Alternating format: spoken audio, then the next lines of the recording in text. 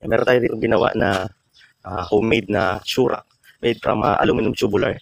Yan. Ang naging problema ko rito, andito kasi nga glass na top glass natin dito is as is na to. Ito yung ating mga scrap na glass. Tapos yung rito is hindi nga pantay-pantay yung cut niya kasi ito is okay. So, dito sa gitna at sa baba, isa meron siyang ayaw niya magkasya. Meron dito 5 mm na kailangan natin i-cut. Tsaka dito siguro nasa 2 mm.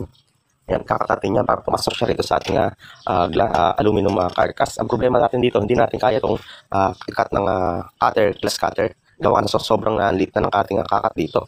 Kaya nagagawin natin dito using ating glass cutter gamit ng grinder. Ito na yung gagamitin natin dito para masave tayo na mag-cut dito sa ating napakanipis. Tatanggalin dito na glass o half cm. Half cm lang na tatanggalin dito. Dito isa 2m. Ayan. Simulan natin tanggalin yung ating sobra.